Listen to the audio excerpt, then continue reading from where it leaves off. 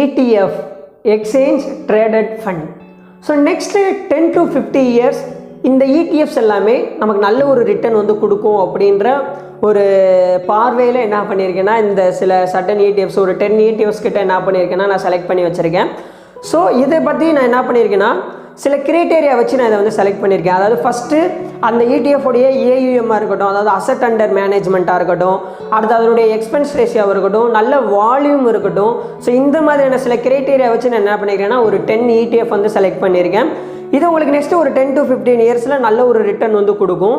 So இதை பற்றின நம்ம இதை ETF அப்படின்னா என்ன அப்படின்னு சொல்லிட்டு ரீசெண்டாக வந்து இதுக்கு முன்னாடி நம்ம என்ன பண்ணியிருந்தோம், ஒரு வீடியோ வந்து நம்ம அப்லோட் பண்ணியிருந்தோம். அதில் பார்த்தீங்கன்னா ETFனா என்ன, எந்த ETF கேட்டகிரிஸ் இருக்குது, எவ்வளோ ETF கேட்டகிரிஸ் இருக்குது, அடுத்து எவ்வளோ நம்பர்ஸ் ஆஃப் ETF மார்க்கெட்டில் இருக்குது அப்படின்ற ஒரு இதில் வந்து பார்த்துருந்தோம். கிட்டத்தட்ட அதில் பார்த்தீங்கன்னா அந்த வீடியோ பார்த்தீங்க அப்படின்னா உங்களுக்கு கிளியராக புரியும்.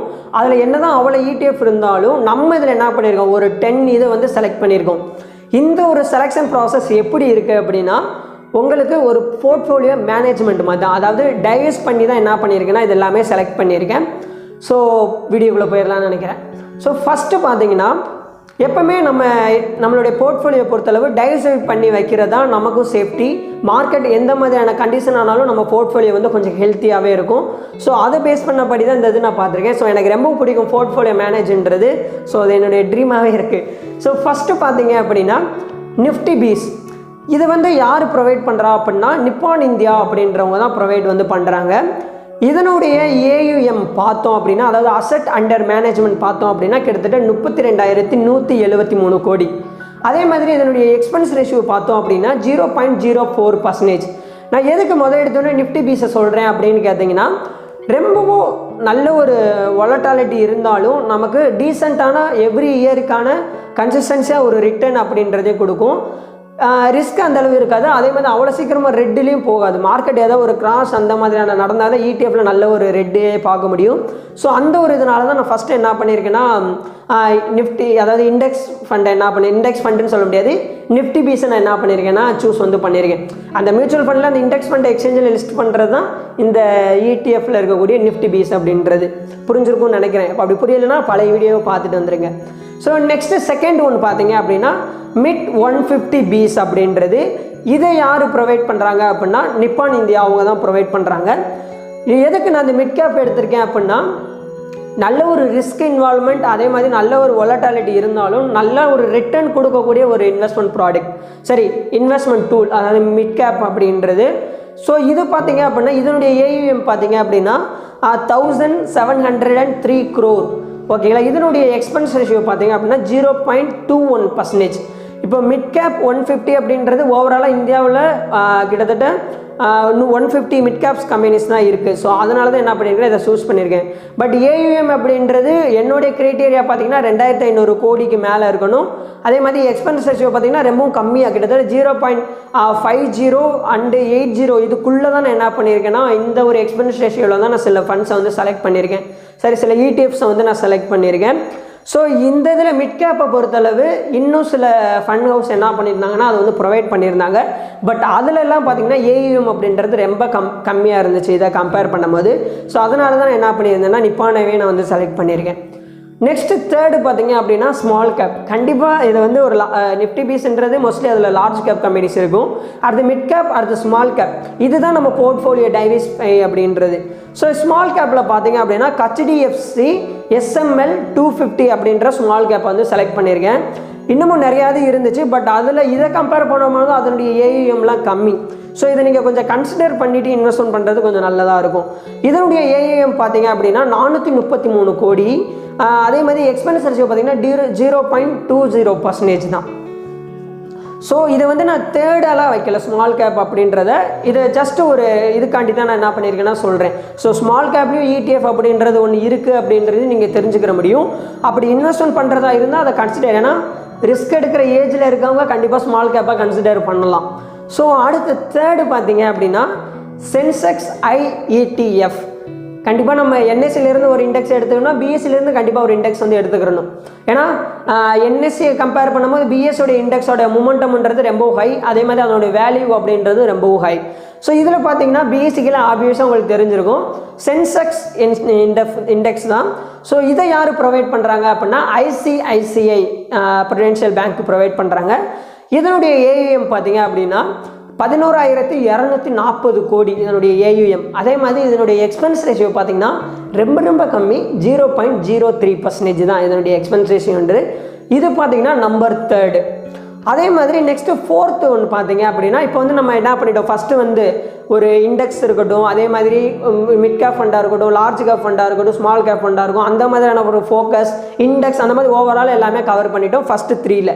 இப்போ நெக்ஸ்ட்டு 4, 5, 6 எடுத்துக்கிட்டிங்கன்னா இது வந்து ஒரு செக்டர் வைஸ் ETF அப்படின்றத எடுத்துக்கலாம். அந்த கேட்டகரியில் பார்த்தோம்னா தெரிஞ்சிருக்கும். ஏன்னா ஒவ்வொரு இதுலையும் தனித்தனியாக நான் என்ன பண்ணியிருக்கேன்னா பிரித்து இந்த இதை எடுத்திருக்கேன். அதுவே செக்டரில் ஃபஸ்ட் ஒன்று பார்த்தீங்கன்னா பேங்க் பீஸ் அப்படின்றது. இது நீங்கள் பேங்க் நிஃப்டியை ரிலேட் பண்ணுறதாக இருக்கட்டும், பட் இது பேங்க் பீஸ். இதை யார் ப்ரொவைட், அதாவது பேங்க் நிஃப்டின்றது பேங்க் ரிலேட்டடான ஸ்டாக்ஸோடைய மூமெண்டம் தான் பேங்க் நிஃப்டி. அதே மாதிரி தான் பேங்க் பீஸ், அந்த பேங்க் நிஃப்டிக்கு ஹெல்ப் பண்ணக்கூடிய ஷேர்ஸில் இன்வெஸ்ட்மெண்ட் பண்ணக்கூடிய ஒரு ஃபண்டு தான் இதுவும். ஸோ இதை யார் ப்ரொவைட் பண்ணுறாங்க அப்படின்னு பார்த்தீங்கன்னா நிப்பான் இந்தியா அவங்க தான் ப்ரொவைட் பண்ணுறாங்க. இதனுடைய ஏயுஎம் பார்த்தோம் அப்படின்னா கிட்டத்தட்ட 6,800 கோடி.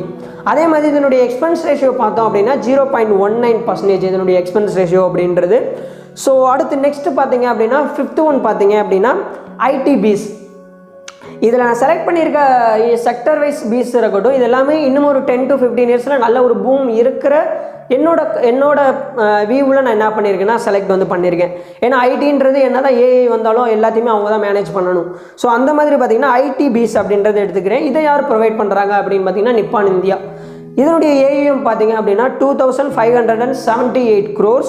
அதே மாதிரி இதனுடைய எக்ஸ்பென்ஸ் ரேஷியோ பார்த்தீங்கன்னா 0.22%. அடுத்து 6th ஒன் பார்த்தீங்க அப்படின்னா ஃபார்மா பீஸ்.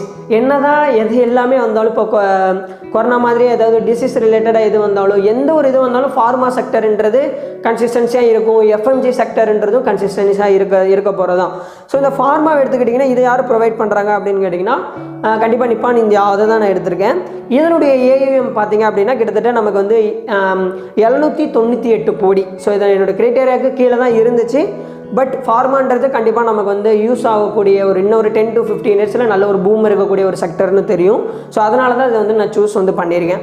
ஸோ நெக்ஸ்ட்டு இதனுடைய எக்ஸ்பென்ஸ் ரேஷியோ பார்த்தீங்க அப்படின்னா 0.21%. இப்போ நான் சொன்ன இது வரைக்கும் இதனுடைய எக்ஸ்பென்ஸ் ரேஷியோ எல்லாமே பார்த்தீங்கன்னா கிட்டத்தட்ட உங்களுக்கு 0.30 கீழே தான் என்ன இருக்குது, எல்லா எக்ஸ்பென்ஸ் ரேஷியோ இருக்குது. இனி நம்ம பார்க்க போகிறது தான் கொஞ்சம் ஹையராக ஆகிறதுக்கான பாசிபிலிட்டிஸ் இருக்குது. நெக்ஸ்ட்டு பார்த்தீங்கன்னா கண்டிப்பாக கோல்டு அண்ட் சில்வரை கன்சிடர் பண்ணாமல் இருக்கவே முடியாது. ஏன்னா அது ஒரு ஹெட்ஜிங்காக போர்ட்ஃபோலியோவில் யூஸ் பண்ணக்கூடிய நிறையா பேர் அதை யூஸ் பண்ணி பார்த்துருப்பீங்க. அதாவது இப்போது மார்க்கெட்டில் ஷேர் அதெல்லாமே கண்டினியூஸாக இருந்ததுன்னா ஒரு சில கோல்டு அந்த மாதிரி இது மாறும். இல்லை ஏதோ ஒரு நாட்டில் ஒரு ஏன்னா வார் ஏதாவது நடக்குதுன்னா கண்டிப்பாக கோல்டோட ரேட் அப்படின்றது ரொம்ப ஹையாக இருக்கும். ஸோ கோல்டு சில்வரையும் நான் என்ன பண்ணியிருக்கேன்னா இதில் வந்து கன்சிடர் வந்து பண்ணியிருக்கேன். ஸோ ஃபஸ்ட்டு பார்த்தீங்கன்னா கோல்டு பீஸ். இதை யார் ப்ரொவைட் பண்ணுறாங்க அப்படின்னா இதில் நான் கோல்டுலேயே பார்த்தீங்கன்னா 2 நான் கோல்டில் 2 சில்வர் 2 நான் சொல்கிறேன். உங்களுக்கு எது அது கன்வீனியண்ட்டாக இருக்கும் நீங்கள் என்ன பண்ணிக்கலாம்னா அந்த ஒரு ETF நீங்கள் வந்து சூஸ் பண்ணிக்கலாம். ஃபஸ்ட்டு பார்த்தீங்கன்னா கோல்டு பீஸ். இது பார்த்தீங்கன்னா நிப்பான் அப்படின்றவங்க ப்ரொவைட் பண்ணுறாங்க. இதனுடைய ஏயுஎம் பார்த்தீங்க அப்படின்னா கிட்டத்தட்ட 12,737 கோடி. அதே மாதிரி இதனுடைய எக்ஸ்பென்ஸ் ரேஷியோ பார்த்தீங்க அப்படின்னா 0.79%. இதுதான் கொஞ்சம் ஹையராக இருக்குது எக்ஸ்பென்ஸ் ரேஷியோ அப்படின்னு. பட் ஏயுஎம்ன்றது அதிகம். நெக்ஸ்ட்டு பார்த்தீங்கன்னா கோல்டு IETF. இதுவும் பார்த்தீங்கன்னா கோல்டில் தான் இன்வெஸ்ட்மெண்ட் பண்ணுறாங்க.